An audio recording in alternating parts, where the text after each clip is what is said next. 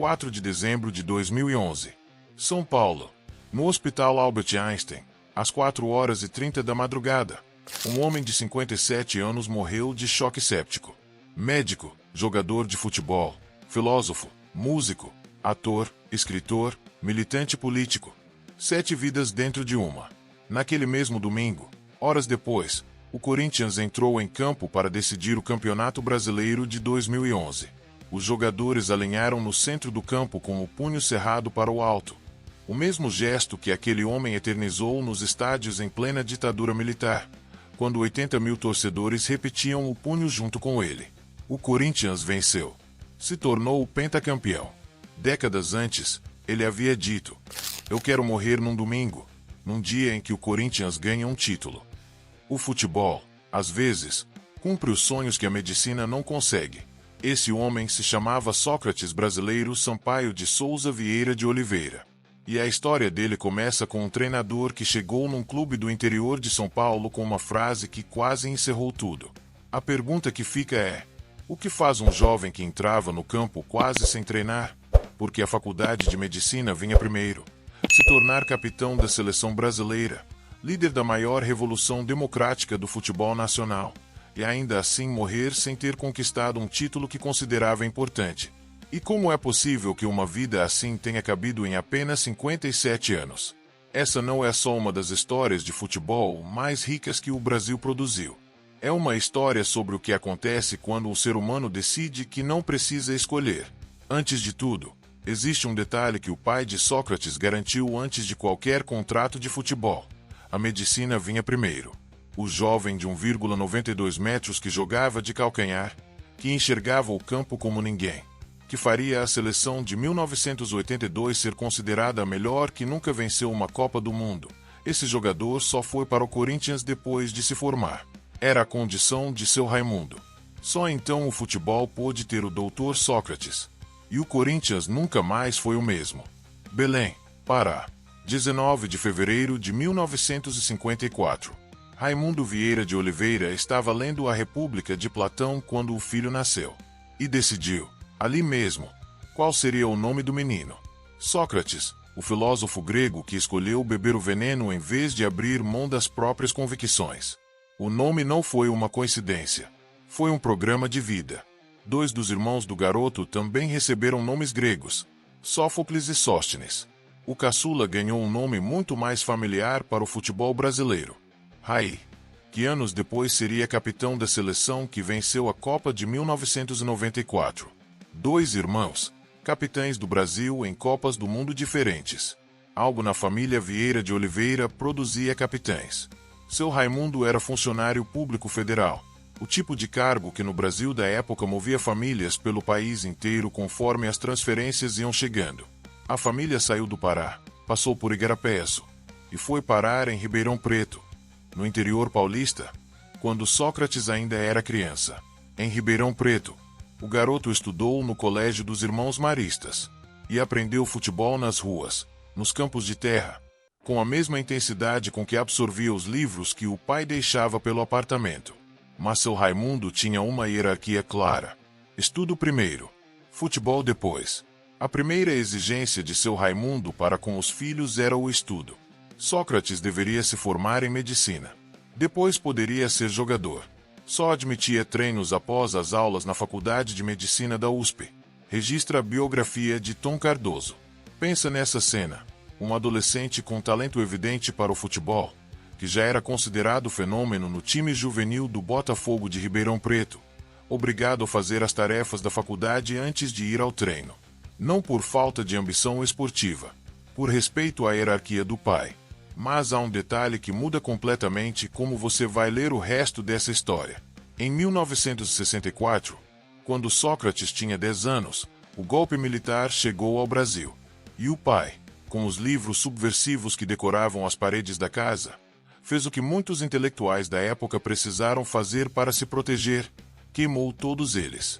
Um menino de 10 anos viu o pai queimar os próprios livros. Essa cena moldou Sócrates para sempre. Mas o que aconteceu depois, ninguém esperava. Com 16 anos, Sócrates entrou no time juvenil do Botafogo de Ribeirão Preto.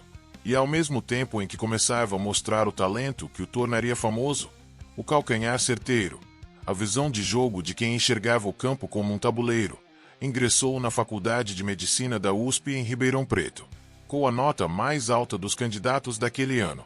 Não era só futebol que ele dominava. Nos anos seguintes, a rotina de Sócrates era impossível para qualquer ser humano comum. Aulas de medicina durante o dia, treinos quando sobrava tempo, jogos nos fins de semana. O clube foi entendendo que aquele garoto tinha condições especiais e passou a oferecer permissão para que ele gerenciasse a própria agenda. Até que, em 1977, chegou um novo treinador ao Botafogo. Jorge Vieira entrou no vestiário no primeiro dia e anunciou a regra que definiria sua gestão: jogador que não treina, não joga. Sócrates ouviu aquela frase e pensou que a carreira havia acabado ali, porque ele quase não treinava, não por preguiça, não por falta de comprometimento, mas porque a faculdade de medicina vinha primeiro. Mas Jorge Vieira era mais sábio do que a frase sugeria. Assistiu a Sócrates jogar e decidiu que aquele garoto merecia tratamento diferenciado. Naquele mesmo ano de 1977, Sócrates foi o principal jogador da equipe do Botafogo que conquistou a Taça Cidade de São Paulo, equivalente ao primeiro turno do Campeonato Paulista, disputando o título contra o São Paulo, no Morumbi, e foi artilheiro do torneio, sem treinar direito, com a cabeça dividida entre anatomia e futebol. A imprensa começou a clamar por sua convocação à seleção brasileira, mas seu Raimundo havia posto uma condição: Sócrates só sairia de Ribeirão Preto após se formar.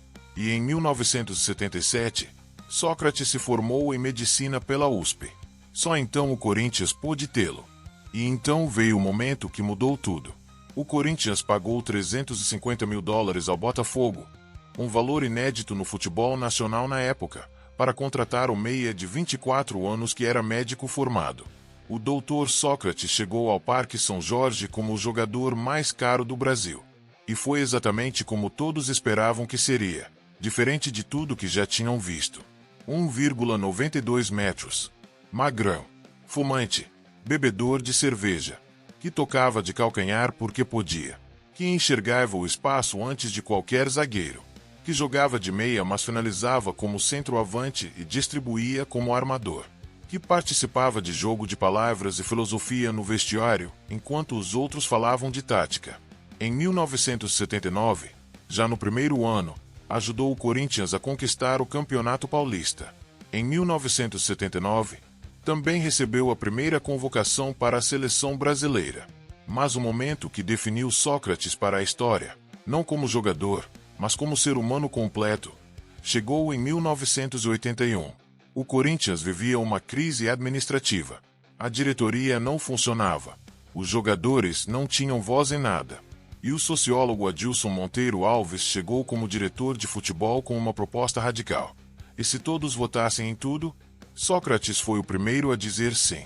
A democracia corintiana nasceu. Jogadores, comissão técnica, funcionários, o roupeiro, o massagista, o cozinheiro, todos tinham um voto. Contratações, dispensas, horários de treino, decisões do clube. Tudo por votação. Em plena ditadura militar. No maior clube do país em termos de torcida. A camisa do Corinthians de 1982 tinha uma palavra estampada no peito: democracia. Nos estádios com 80 mil pessoas, Sócrates erguia o punho cerrado após marcar um gol. E 80 mil punhos subiam junto. Copa do Mundo de 1982. Espanha. A seleção brasileira que chegou àquela Copa era considerada, por muitos analistas, a mais talentosa que o futebol mundial havia visto desde 1970.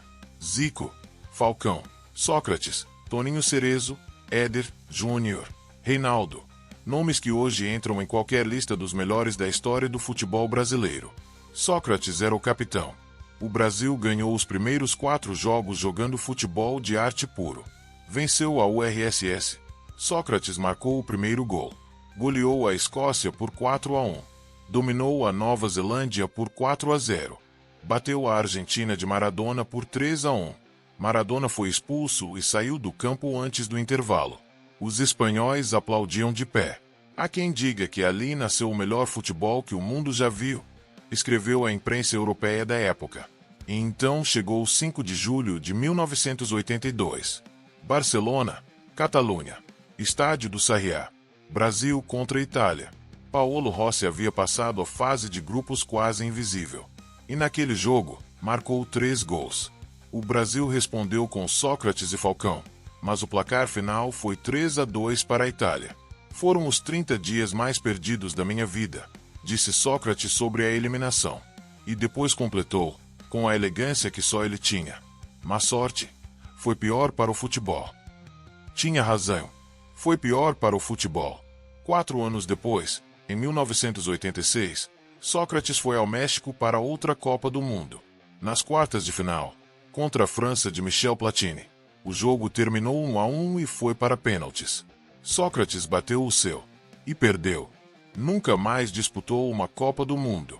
Mas o futebol, que é generoso, também reserva sustos. Em 1984, Sócrates tomou uma decisão que chocou o Brasil. No movimento pelas diretas já. Quando o país clamava por eleições presidenciais diretas após 20 anos de ditadura, Sócrates declarou publicamente, diante de mais de 2 milhões de pessoas numa manifestação, se a emenda das diretas não for aprovada, ele saía do Brasil. A emenda não foi aprovada. Sócrates foi para a Fiorentina, da Itália. Tinha 30 anos. O futebol na Itália exigia uma disciplina que o doutor nunca havia praticado. A Fiorentina o recebeu como um ídolo. As torcedoras italianas haviam se apaixonado pelo brasileiro alto e elegante. Mas a permanência foi curta. A saudade, as diferenças de metodologia, o distanciamento da causa política no Brasil. Em 1 ano e meio, Sócrates voltou. A democracia corintiana havia se desgastado com a saída de lideranças do clube. O movimento que havia colocado a palavra democracia no peito de uma camisa de futebol em plena ditadura chegava ao fim.